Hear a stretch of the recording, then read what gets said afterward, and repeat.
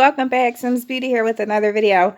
So I know we're not in our typical location, and you guys might see the camera moving a little bit because I have to actually hold it with my hand because I don't have a tripod, which I'm going to have to get.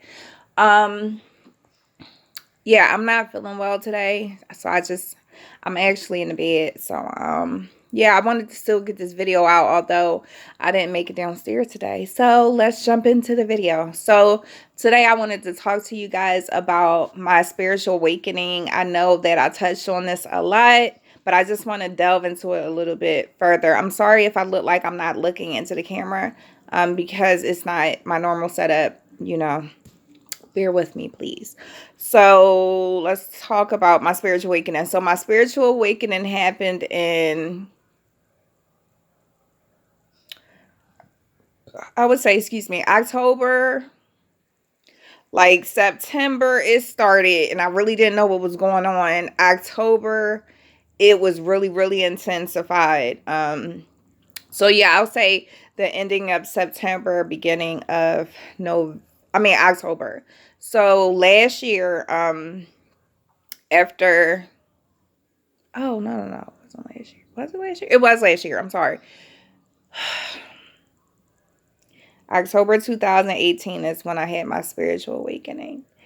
In the beginning, I did not know what was going on. I thought I was losing my mind.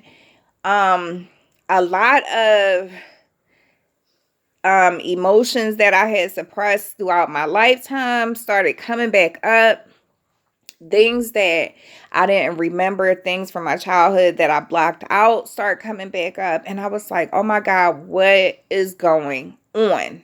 So I would like burst out in these crying spells multiple times a day. I was like super anxious. Of course, at that time, I didn't know it was anxiety. I just knew that I felt like tense and uptight and on edge, and the feelings would become so intense that I would have to just get up and leave.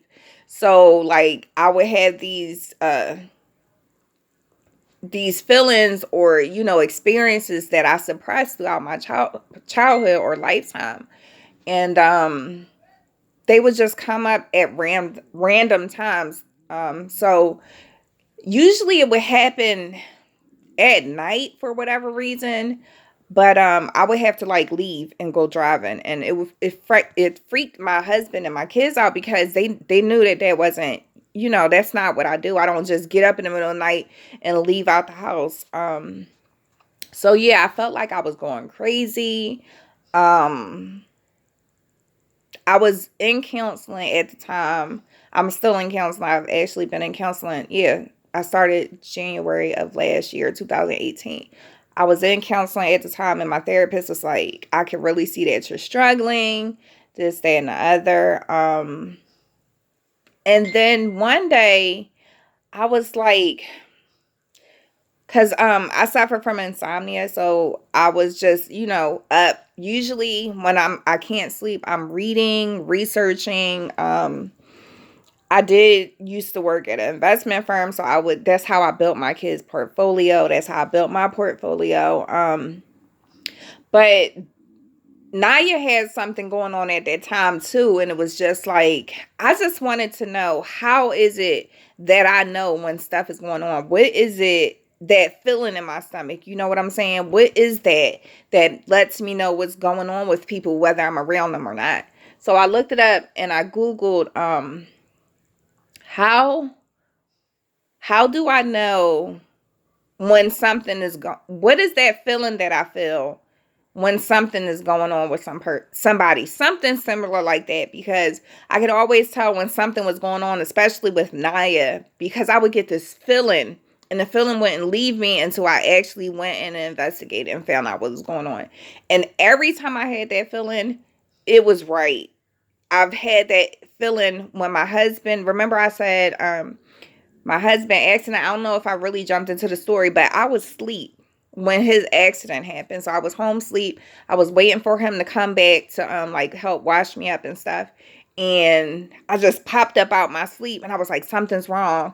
And I called him, and when I didn't get an answer, I called him again. I knew something was wrong. So that's how that happened. It's just this feeling that I get.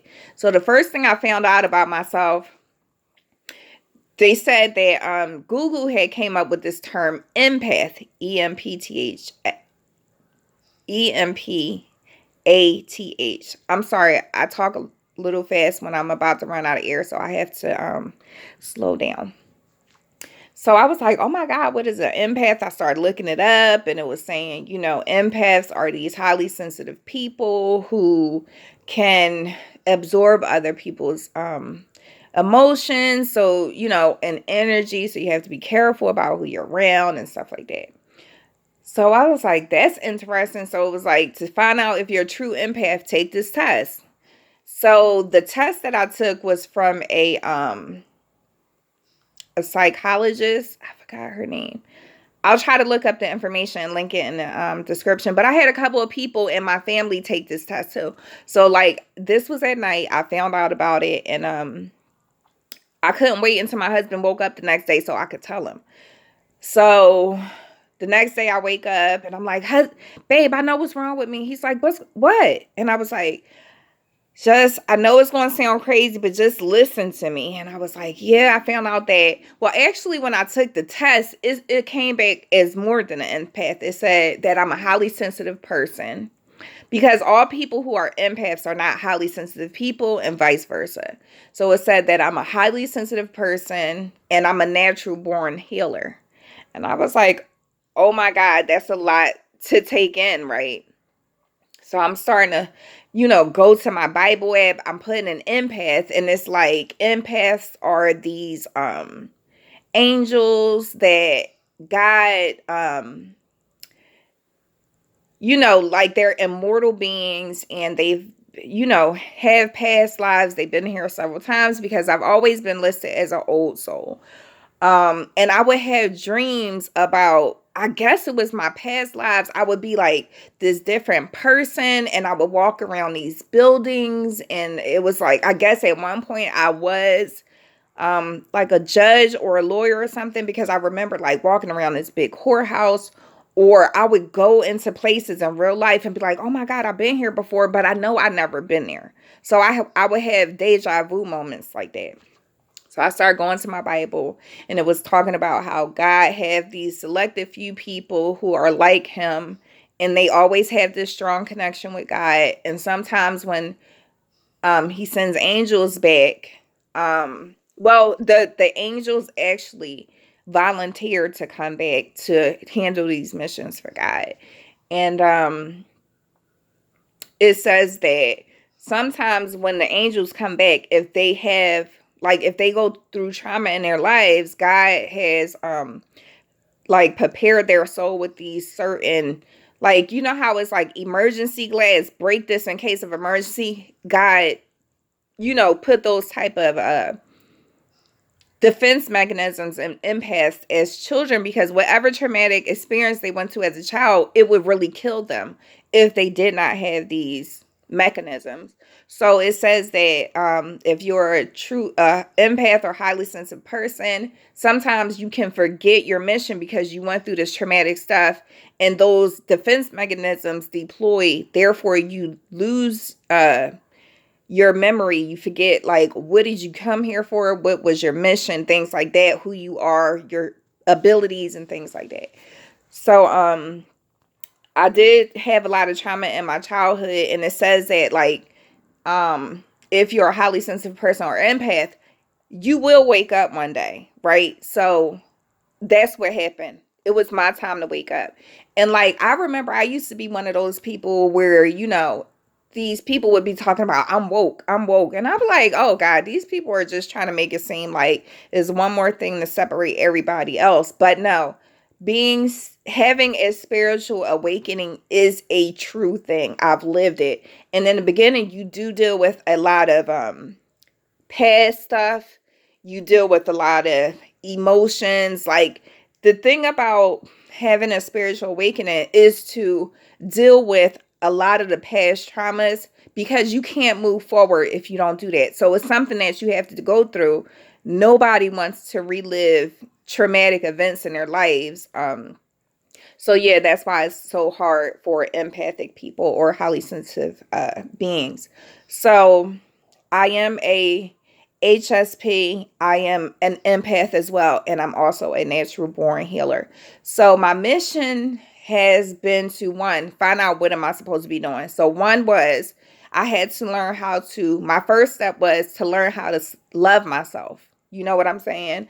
Because I would always put people first, I had to learn how to love myself. So like that was the first step for me. So I'm good with the self-care thing. So when I got to a certain point in my spiritual awakening, I was like, oh my God, I understand what's going on now. Now I don't feel like I'm going crazy. I get it. I'm aware that all this stuff that I'm going through emotionally has to do with my spiritual awakening, right? So I go through the emotional stuff. And again, remember, I'm talking about September and October of 2018. So now we're in September 2019. So it's been like a year since my spiritual awakening, right?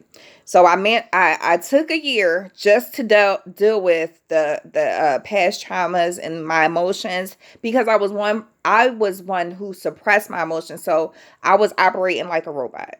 I wouldn't allow myself to cry. I wouldn't allow myself to get upset. You know what I'm saying? And when my spiritual awakening first happened, I started realizing like I'm always waking up, and it doesn't matter what I do. I can go to work. I'm always sad. I always feel stressed out. I'm always on edge, and I don't know why. I thought everybody walked around like that, but it wasn't. And I didn't feel those feelings until September of last year. So I go through the self-love, this, that, and the other, blah, blah, blah. Sorry, y'all. And then this is how weird. Now, we can call it God. We can call it the divine. We can call it source. We can call it light. Whatever it is that you believe in. I'll use the word divine because divine means God, right? Um, Sorry, my husband's calling me. I hope he knows that I'm recording, and I'm trying to boost my light up a little bit. I'm sorry, y'all, because my lighting is not really good in my room. Yeah, it didn't work. So this is what happened. I got to a point over the summer. It was maybe June or July. I can't remember exactly. And my husband can be a witness to this. So I go to the laundromat with my husband, and I haven't done laundry in a while. I had to stop doing that because of my breathing stuff. So I go with my husband. My husband usually does the laundry, but this day we went. It was really hot, and it was like a few people in there, and it was this black lady in there, older black lady. So I help my husband put the clothes in there. I do put like all the soap in the machines and stuff like that. And he's putting the quarters in. So I go over to the sink to wash my hands. And I noticed that the older black lady is looking at me. So I said, whoo, this heat is it's really killing me. It's really, it's really hot out here. So what the lady said to me, she said, you don't have to accept that.